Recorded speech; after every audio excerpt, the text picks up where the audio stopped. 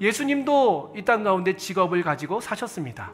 마태복음 13장 또 마가복음 6장에 보니까 예수님을 가리켜 목수의 아들이다 라고 표현하고 있어요. 예수님 또한 목수의 직업을 가지고 사셨다는 것입니다.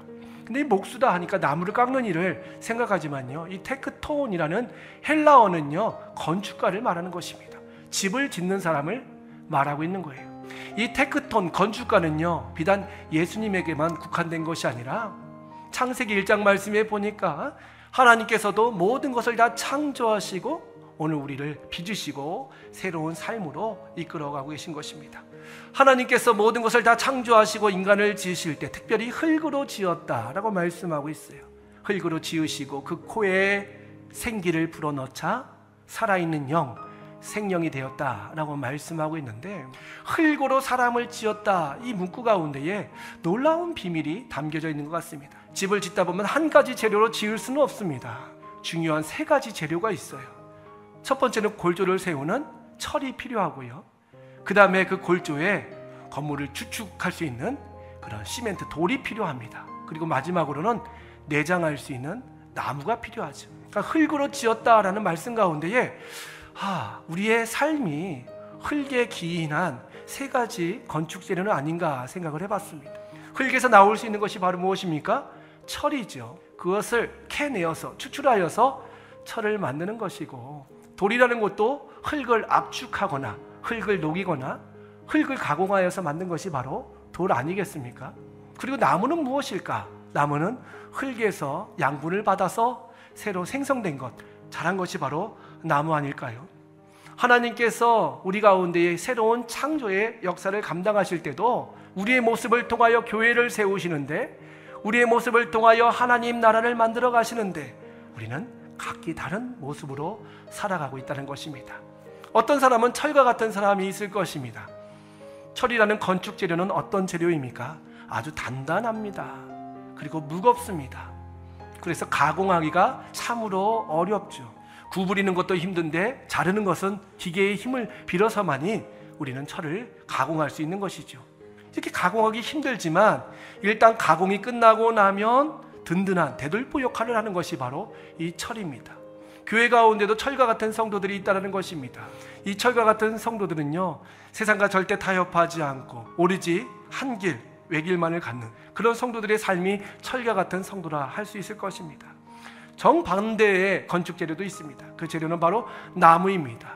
이 나무는 참 부드럽습니다. 아이들도 자를 수 있고 아이들도 가공할 수 있는 재료가 바로 이 건축 재료 나무가 아니겠습니까? 우리 교우들 가운데도 나무와 같은 성도들이 있습니다. 쉽게 양보하고 쉽게 배려합니다. 쉽게 또 내려놓기도 하고 포기할 수 있습니다. 그렇다고 해서 약한 것은 결코 아닙니다. 그 중간이 되는 것이 바로 돌이 아닐까 생각됩니다. 이 돌이라는 것은 단단할 수 있지만 철보다는 사실 많이 약합니다. 그래서 망치로 깰 수도 있고, 반면 한번 깨지면 다시 이어붙이기가 힘듭니다.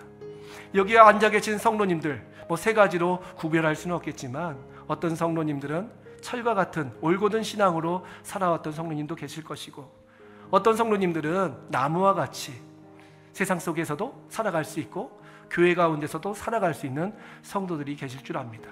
또 반면 그 중간 돌과 같이 또 단단함도 있고, 그러나 한번 깨지면 다시 붙이기 힘든 그런 모습의 성도들도 있을 것입니다. 이렇게 철과 돌과 나무, 이 세 가지 재료는 또 다른 특징은 바로 섞이지 않는다는 것이지요. 분명히 건축물 가운데 아주 중요한 재료들인데 서로 섞어서 쓸 수 있는 재료들은 아니라는 것입니다. 그러면 건축가는 그 재료들을 가지고 어떻게 집을 지을까요? 성형을 하는 것이죠. 모양을 다듬는 것입니다. 모양이 잘 맞도록, 맞물리도록 그렇게 사용하는 것이 바로 이 건축 재료들 아니겠습니까? 깎이는 것이 중요하고 덧대지는 것이 중요하다는 것입니다. 섞이지 않는다 할지라도 잘 조화를 이룰 수 있도록 모양을 성형하는 것이 목수의 역할입니다. 재료가 섞이는 것은 아니지만 어우러짐을 통하여 한 모습, 한 모양대로 세워가는 것이 바로 하나님께서 우리를 사용하시는 방법이라는 것입니다. 그도 그럴 것이 철, 돌, 나무는 고향이 같기 때문입니다. 다 흙에서 왔기 때문에. 결국 흙이라는 것은 하나님의 아름다운 창조의 재료였고, 이 창조의 재료를 통하여 저와 여러분 다 다른 모습이지만 하나님께서 쓰시는 아름다운 고유의 재료들로 우리를 불러주신 것입니다.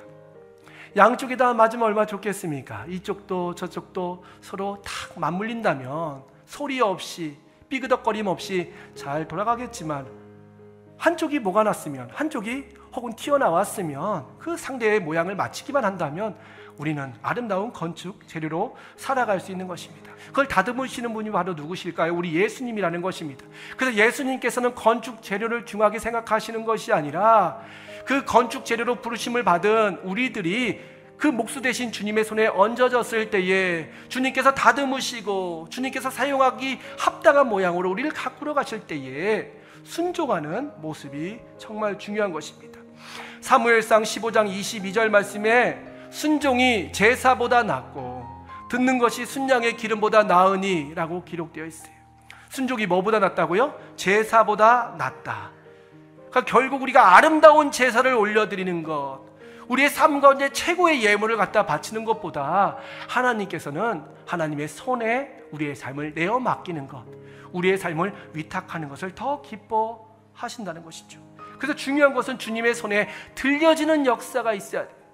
주님의 손에 여러분이 붙잡힌 바 되는 역사가 있을 때에 하나님의 아름다운 건축물로서, 하나님의 작품으로서 쓰임받을 수 있는 것이지, 아무리 여러분들이 각자의 능력이 좋고 아무리 여러분이 살아왔던 삶의 환경들이 아름답고 풍요로웠다 할지라도 주님의 손에 얹어지지 않으면 그것은 건축 재료로서, 하나님의 아름다운 작품으로서 쓰임받을 수 없는 것입니다. 오늘 우리가 읽은 에베소서의 주제는 교회입니다. 에베소서의 주된 흐름은요, 하나님이 기뻐하시는 거룩한 교회가 세워짐을 다루고 있어요. 하나님께서는 모난 우리, 부족한 우리, 자격 없는 우리를 택하여 주셔서 하나님의 놀라운 구원의 역사 가운데, 하나님의 위대한 창조의 기적 가운데 사용하길 원하신다라는 것이 바로 에베소서의 말씀이라는 것이죠. 그러니까 여러분이 교회의 공동체로서, 성도로서, 하나님의 백성으로서 살아가는 것이 여러분의 능력이 아니라는 것입니다. 아, 주님, 저는요 잘났습니다. 전 똑똑합니다. 저는 할 수 있는 것이 많습니다. 아니요, 그것이 아니다라는 것을 에베소서 말씀을 가르치고 있는 거예요. 우리가 읽은 말씀에 보니까요, 그가 만드신 바다, 이 만드신 바라는 그 헬라어가요 포이에마인데 걸작품이다라는 뜻을 담고 있어요. 하나님께서 아무 보잘것없는 우리를 불러다가 하나님 나라의 걸작품으로 만드셨다. 포이에마. 그래서 포이에마라는 말이 얼마나 좋은지 몰라요. 내가 잘나서 그런 게 아니에요. 나는 철과 같이, 돌과 같이, 나무와 같이 정말 길거리에 널브러져 있는 흙과 같은 존재였어요. 그런데도 불구하고 주님께서 지명하여 불러서 우리를 하나님의 거룩한 소유로 삼으시고 포이에마, 세상에서는 흉내낼 수도 없고 세상은 알 수도 없는 하나님의 걸작품으로 우리를 만드셨다라고 말씀하고 있습니다. 사랑하는 성도님들, 여러분은 하나님의 거룩한 건축 재료들이십니다. 어떤 모양으로 살아가고 있든지 하나님의 손에 여러분의 삶을 맡김을 통하여 크신 손 가운데 붙잡힌 바 되는 복된 여러분 되시기를 간절히 축복합니다.